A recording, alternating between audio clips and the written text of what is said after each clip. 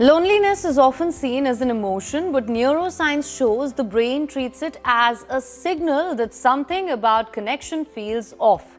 When people feel excluded or disconnected, stress and threat responses can quietly rise beneath the surface. In fact, research suggests social rejection activates distress-related brain regions, making loneliness feel intense even without physical isolation. Now, the brain is constantly predicting social outcomes. When expectations do not match reality, emotional discomfort increases and rumination can follow. Constant comparison makes it worse, especially through highly visible social spaces. It can pull attention inward and amplify self-evaluation. But the brain is not stuck this way. Consistent, of course, a connection, emotional safety, and meaningful interaction can help rebuild a sense of balance. The questions we're asking though today: can prolonged loneliness put the brain in constant stress? What does that do to your emotional regulation? How is this kind of an emotion really rewiring your brain? So let's bring in our guest this morning. Kumar Bagrodia, founder and lead neuroscientist at NeuroLeap, is our first guest this morning, along with Dr. Sachin Balega, consultant psychiatrist and advisor, neuromodulation program at Fortis Hospital. Thank you, gentlemen, for being with us. Mr. Bagrodia, you've also penned your thoughts on this. You've gone through a couple of studies, put the research together, and you've said loneliness is not just an emotion.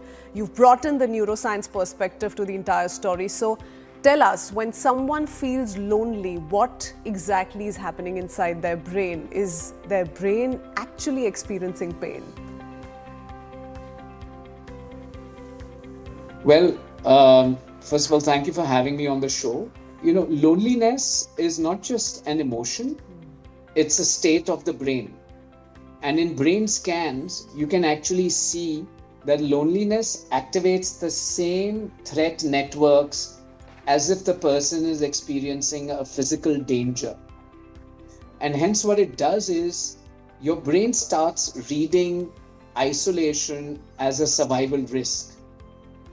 Your amygdala and the stress networks in the brain become hyper alert. And over a period of time, if you are chronically lonely, it raises your cortisol, your stress hormones, which can then affect your sleep, your mood, leading to things like depression, lower immunity, weight gain or weight loss, or just bad metabolism. So loneliness by itself is increasingly being viewed as an epidemic of sorts. Dr. Balega, if I could just come to you on that as well. There's been a lot of conversation about what happens to our nervous system when it's in a constant state of threat or perceived threat and stress. When we link these two, as Mr. Bagrodia said, that loneliness perhaps is read in the body as physical threat. What does that constant exposure or constant state do to our nervous system? Yeah, very rightly said. First of all, thank you for having me here. So the one important thing that science has repeatedly shown is that emotional pain and physical pain is actually perceived very similarly by the brain. So when a person says that even in loneliness is a part of depression, when a person says that I feel hurt, that hurt is actually experienced very similar to a physical pain. The process that happens is actually similar to a physical pain. So one thing that does happen, like Sir suggested, is there is a stress-related response system that gets triggered in the body because loneliness is perceived as a threat for survival, because humans are social creatures. So when there's a threat for survival that is being perceived, our body reacts to save ourselves. So that is when not only from a physical perspective, we experience stress hormone related changes where our heart rate is on the higher side, our blood pressure is on the higher side, our blood sugar levels increase because we need energy to protect ourselves. We might tend to overeat, or even if we are eating normally, store a lot of calories. So there are a lot of physical changes that will happen as a result, and temporary stress can be understood because that will help us to go through the ongoing situation in life. But something like this, when it continues for a very long time, it can eat up your body's defenses and make you more prone towards infections, heart issues, Now, the more problematic part is the emotional part here, because threat perception and threat survival mode will also make you experience danger everywhere. So that causes loneliness to become a self-propagating cycle. So, you see a bunch of people talking, you will feel, oh, I think they're talking about me. I don't feel like really going and talking to them. I send a message to somebody and someone is not responding to me for a couple of hours. Maybe that person is ignoring me. So it's just Maybe I this should really constant talk to loop him. that you find yourself in. Yes. So that's the problem that happens even in depression, where I don't feel like going outside. So I don't go. I feel more lonely. I feel more lonely. I don't feel motivated to go out, and the loop is thus created. So that's where a lot of times this chronic cycle just propagates. So you actually reach a point where loneliness, from being just an emotion starts becoming a mental health problem, and that's where intervention is needed. That's where you need Absolutely. medical help, you need guided advice. So there is a clear shift that people need to be able to differentiate, and that's why this conversation possibly will help. Mr. Bagrodia, let's talk about what we see on social media. Right? We see an escalated form of expressing love. Valentine's Day wasn't too long ago. When you see that form of market amplified romance, what does it do to your brain? You've spoken about it, so elaborate a little bit on that. And why can it really be counterproductive in today's day and age? Right. One of the other problems around loneliness is our brain's ability to compare our situation with the rest of the world. And today, the rest of the world is available to you on your mobile phone. So, for example, in a Valentine's Day or any other significant day, we are almost being forced to engage in commercialized rituals which are supposed to be romantic. We are almost forced to follow this form of market amplified romance. And not everyone could be in the frame of mind to do it. It might not be financially supportive. It might not be physically possible to engage in that all the time, year after year or month after month, depending on what that ritual is. And it also gives huge repercussions to various brain networks. So the insula, the anterior cingulate cortex, and the medial prefrontal cortex, when there's real bonding, which is secure, it feels warm.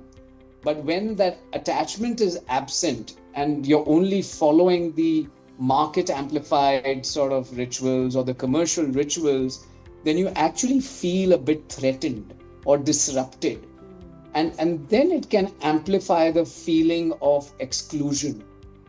And that's when loneliness and isolation sets in, even though you might not be physically isolated, but internally you can feel rejected, excluded, isolated.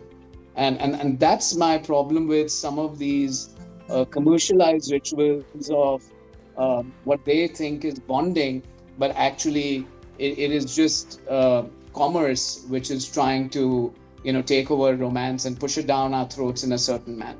Commerce is one part of the story, Dr. Balega. The other part of the story is how you're confusing possibly your communication at all possible times in the day with genuine emotional connections, right?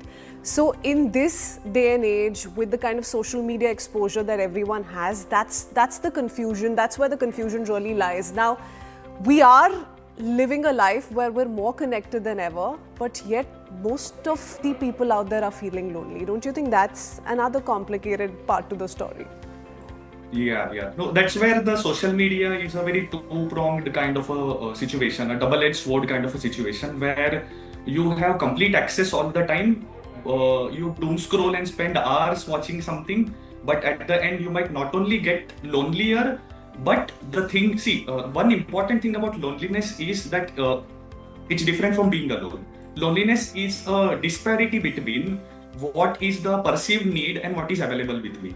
So a lot of times loneliness has that psychological component of what my expectations have been created because of social media. The kind of things I see couples do, or romantic partners do, people engage in, putting photos of their hands held together. So what happens is the perceived need there can get quite intensified. And as a result, even though the circumstances might not really warrant it, it might create an increased sense of isolation and a need that, oh, I don't have this. Oh, you'll be surprised how often we get to see individuals who will come to us with depression that might get triggered when their sibling gets married.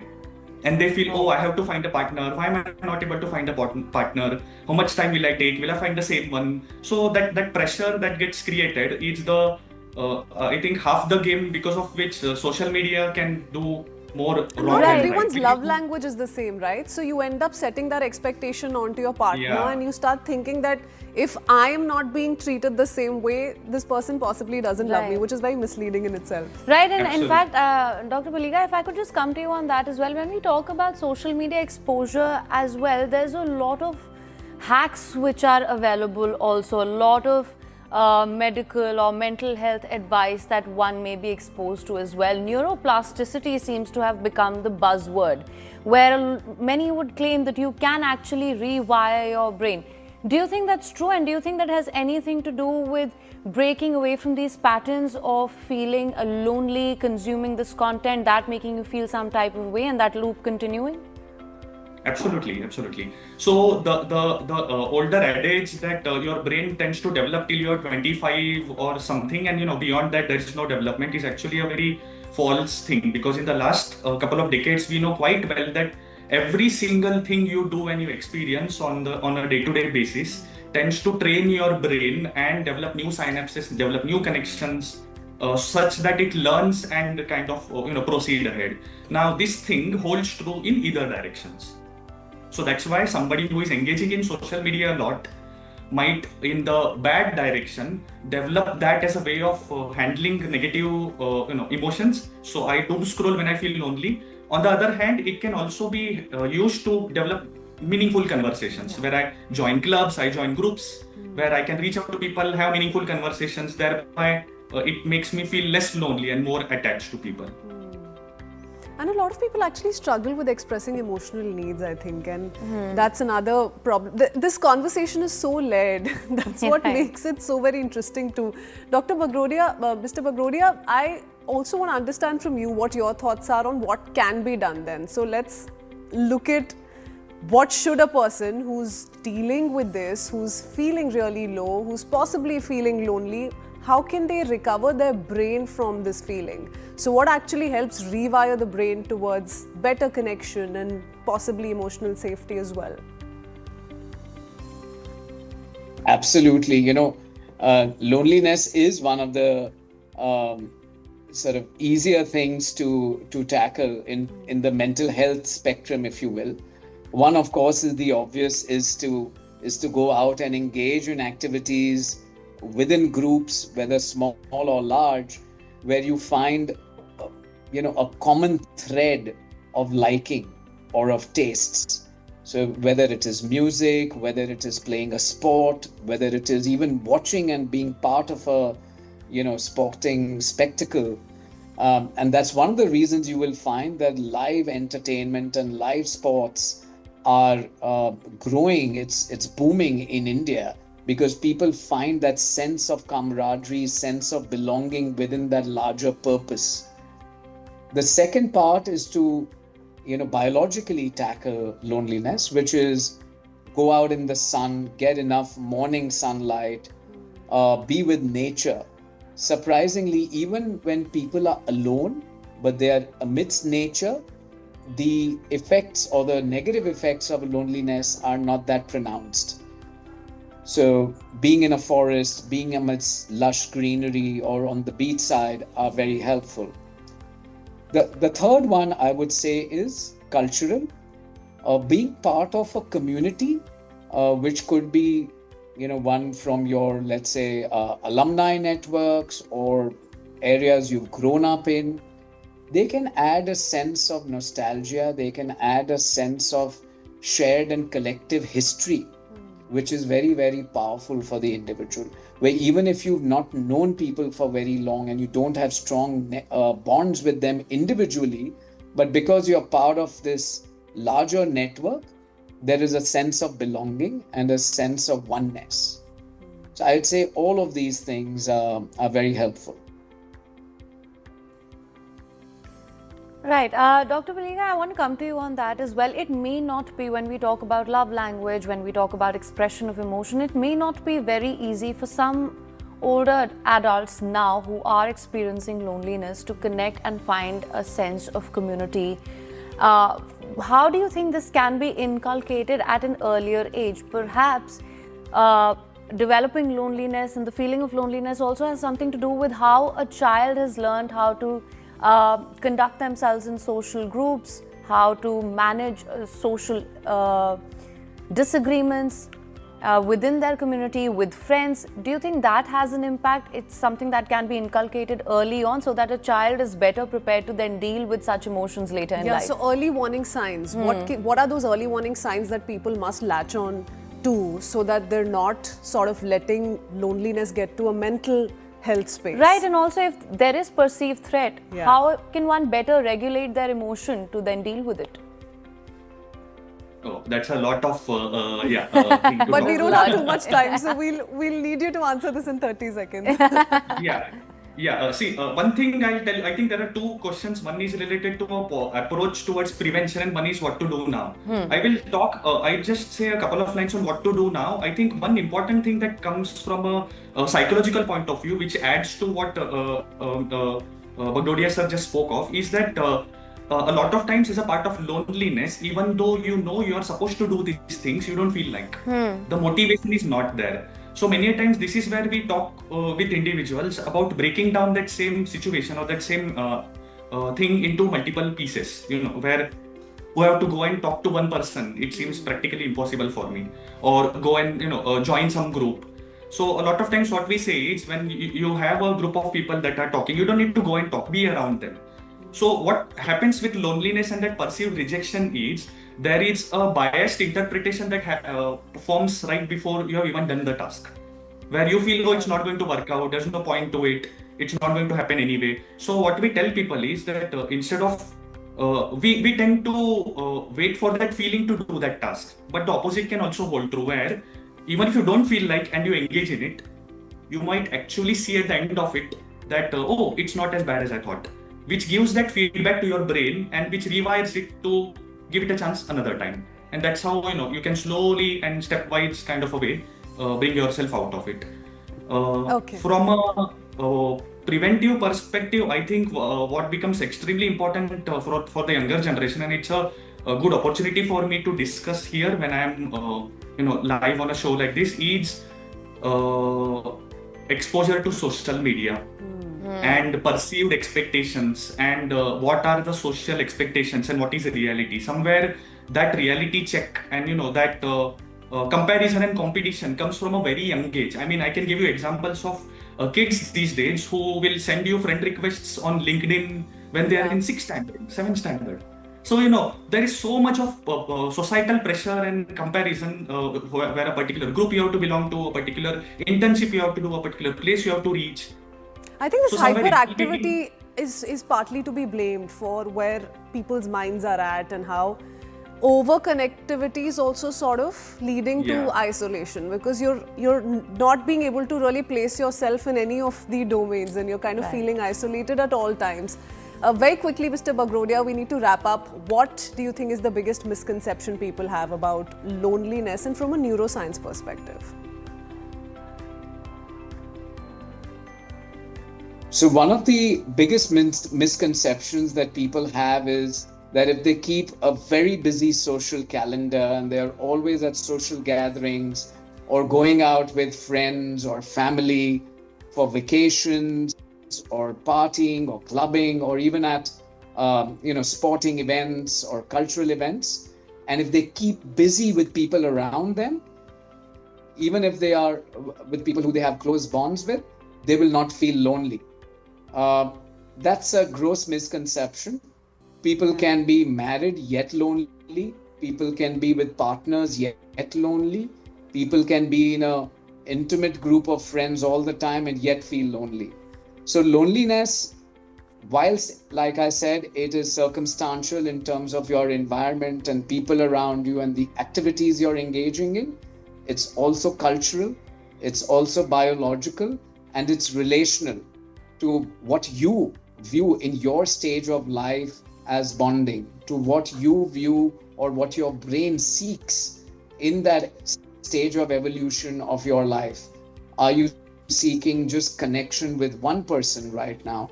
Are you really seeking to be with this larger group of people? Or are you not seeking connection in that moment, but it is a time for a bit of an inward journey where you All right. need to rediscover your own strengths, or catch like a second wind. So it's very, very contextual, very, very specific, and I dare say bio-individual on whether you'll be feeling lonely or not. All right. Is what you were just talking about, that being lonely and feeling alone is very different. These Right. are two different things. We end up confusing it. Thank you so much, gentlemen, for joining us this morning with your lovely thoughts and insights. Thank you. Thank you so much.